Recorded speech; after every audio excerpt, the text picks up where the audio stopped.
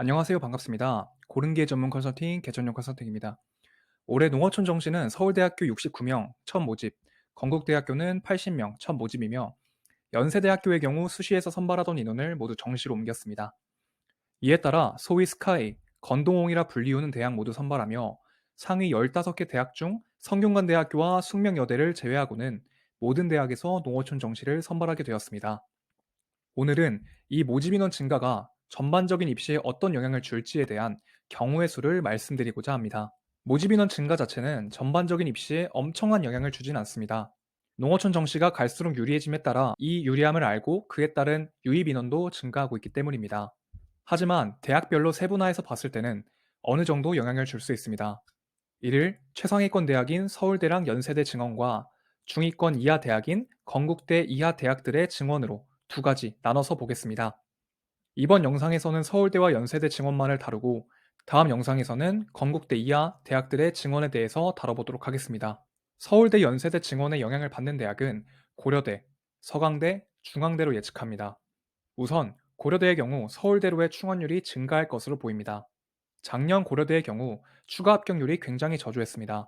모집 인원이 많은 학과에서도 2명 정도가 최대 충원 인원이었고 대부분의 학과에서도 돌지 않았습니다.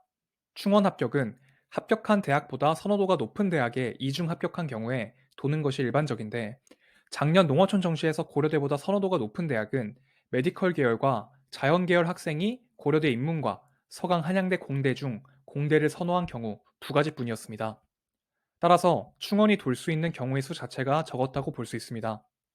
하지만 올해는 서울대학교가 고려대와 다른 나군에서 선발합니다. 따라서 충원율이 증가할 것으로 보입니다. 또한 고려대와 모집군이 같은 연세대 모집 인원 2배 증가도 고려대 입결에 영향을 미칠 것으로 보입니다. 같은 군에는 하나의 대학만 쓸 수 있기 때문에 최상위권 학생이 분산될 것을 예측합니다. 다음으로 서강대학교입니다. 서강대학교는 작년 기준 가군 고려대, 나군 서강대 조합이 가장 많았으며 영어를 잘 본 경우에는 연세대, 서강대 조합도 종종 존재했습니다. 중요한 것은 메디컬을 제외하고 최상위권이 쓸 수 있는 원서의 조합에 서강대가 많이 있었다는 점입니다. 이는 서강대가 계열별 모집 선발이기 때문입니다. 올해 100%가 넘는 충원율에서도 알 수 있듯 가군 연세대와 고려대로 추가 합격되는 경우가 굉장히 많았습니다. 하지만 올해는 상위권 조합이 변경됩니다. 최상위권 표본이 서울대로 많이 지원함에 따라 서강대 지원자 자체가 줄어들 것으로 예상되고 부가 효과로 가군 고려대, 나군 서울대를 쓴 조합에서 가군 고려대 추가 합격자가 늘어남에 따라 가군 고려대, 나군 서강대를 쓴 조합에도 영향을 미칠 것으로 보입니다. 고려대 추가 합격자가 늘어나면 자연스레 서강대학교 추가 합격자도 늘어나는 원리입니다. 다음으로 중앙대학교입니다. 중앙대학교 가군과 나군은 실질적으로 서울대학교와 연세대학교 지원자들과 겹치는 경우는 거의 존재하지 않습니다. 선호도 차이가 많이 나기 때문이죠. 하지만 중앙대 다군은 다릅니다.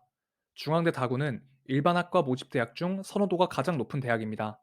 따라서 가군과 나군에 서울대부터 서강대, 한양대를 쓰는 학생들까지 다군의 중앙대를 쓰는 경우가 굉장히 많습니다. 중앙대 다군 모집 인원이 29명이고 중앙대보다 선호도가 높은 학교의 나군 모집 인원 수는 작년 기준 283명입니다. 이는 올해 392명으로 작년 대비 38%가 증가했습니다. 물론 모집 인원 이외에도 여러 방면으로 고려할 부분이 있겠지만 다군 중앙대의 특징을 생각했을 때 추가 합격 경우의 수가 38% 증가했다는 것만으로도 더 분석하지 않아도 될 정도의 파급력입니다. 올해 중앙대 다군은 작년 대비 최소 100% 충원율이 추가될 것이고 불가피하게 입결 하락이 예측됩니다. 하지만 중앙대 다군은 지원자가 워낙 많기 때문에 상향 지원을 쓰기에는 부적절합니다. 따라서 작년 대비 입결이 조금 더 떨어지겠구나, 충원이 더 돌겠구나, 더 안정적이겠구나 정도로 생각해 주시면 좋을 것 같습니다. 서울대가 농어촌 정시를 선발하고 연세대학교가 모집 인원이 증가된 것은 농어촌 학생들에게 굉장히 큰 호재입니다. 하지만 모집 인원이 크게 증가하는 경우 그 해 입시는 혼란스러운 경우가 많았습니다.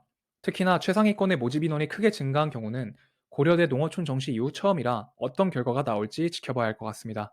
어떻게 보면 불확실함이 클수록 성향 지원이 잘 되는 것이 고른기회 전형 특징이니 이번 기회를 잘 살려서 성공적인 원서 쓰셨으면 좋겠습니다. 추가적으로 제 컨설팅 경험상 고려대학교 3등급 합격자가 가장 많이 나온 해가 고려대학교가 농어촌 정시로 처음 뽑았을 때입니다.